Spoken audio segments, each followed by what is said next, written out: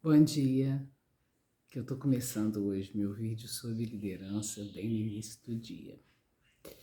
E aí, eu queria fazer, uma sequência lógica de um assunto para o outro.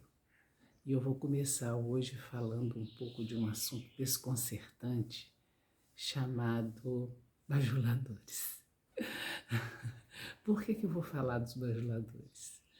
Porque, assim, todo líder, seja ele um líder nato, conforme eu expliquei já para vocês, seja um líder que foi colocado no lugar de líder, votado, escolhido, né?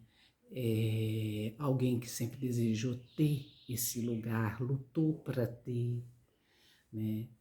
E às vezes uns lutam honestamente, às vezes outros lutam desonestamente porque querem apenas o poder. Então, liderança e poder andam muito juntos, sabe? Só que a liderança, ela é um dom, conforme eu falei, um tributo ou algo, né? Digamos assim, uma característica, uma qualidade, um resultado final de treinamentos, de estudos, de buscas por essa competência, né? Porque liderança é uma competência.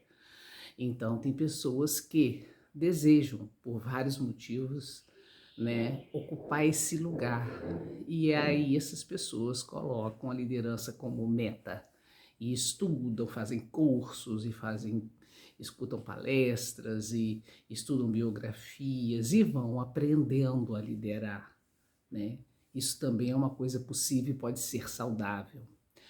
Mas não consigo ver nenhum líder sem bajuladores.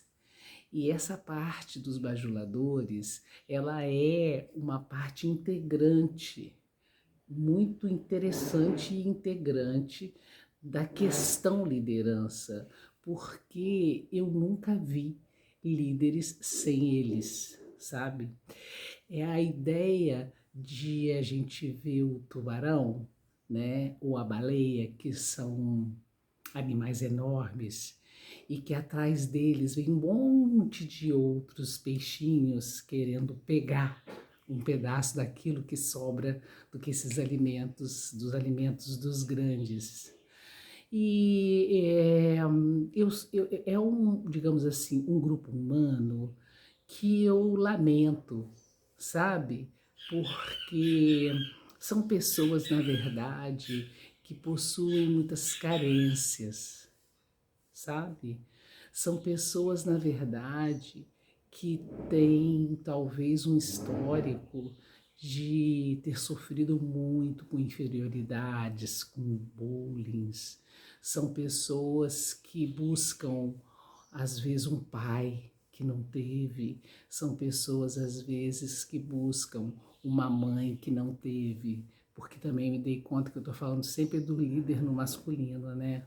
No entanto, a gente tem um monte de mulher, né? Lideranças. Então é ele e ela, tá? É sem gênero.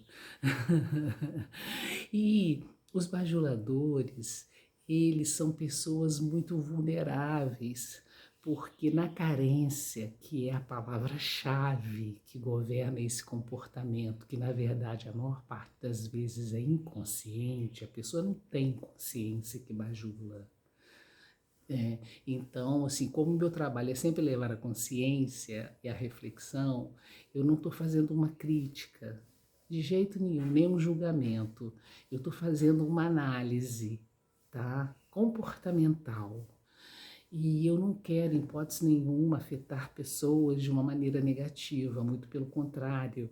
Eu quero afetar pessoas de forma que elas possam se repensar, né, em termos do lugar que cada um ocupa dentro desse contexto chamado vida.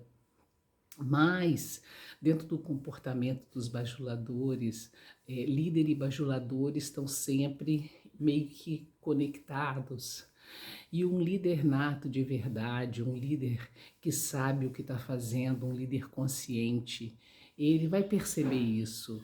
né? E de alguma forma ele precisa ter um manejo sobre essas pessoas, porque são pessoas, são até admiradores, né? Muitos são admiradores e outros nem tanto, né? Outros às vezes têm outros objetivos, como eu falei dos peixinhos, né?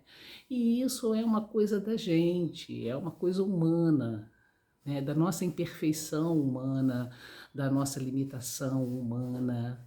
Mas o problema é quando o líder começa a acreditar que aquelas pessoas gostam dele. É quando o líder começa a acreditar que aquelas pessoas de fato e verdade, né, o admiram ou estão compreendendo o que ele está fazendo como uma missão.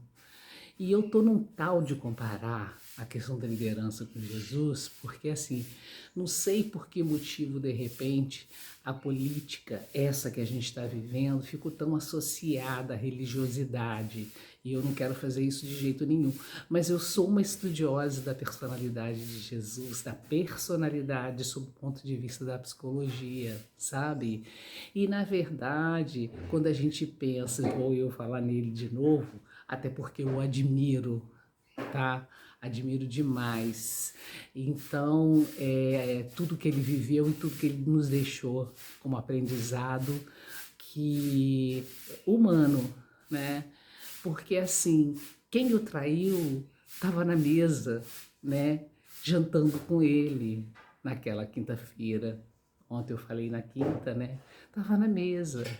E aí, assim, a gente tem que ter, para quem se propõe a exercer a liderança, seja alguém que descobriu que tem o dom, ou seja alguém que foi eleito como líder numa empresa, num grupo, numa comunidade, né, num cargo político, tem que estar atento em quem que está em volta, sabe?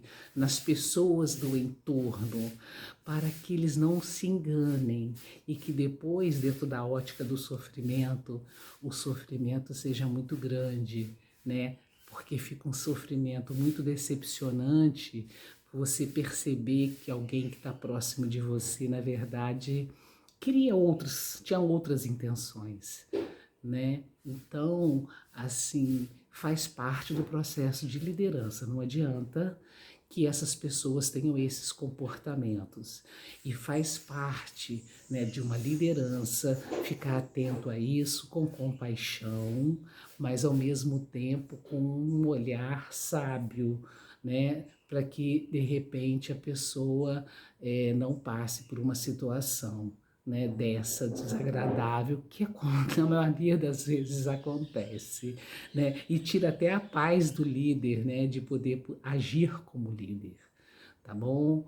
É, essa coisa do sofrimento que eu falava ontem é justamente ligada a quantas outras questões que estão no entorno de uma liderança.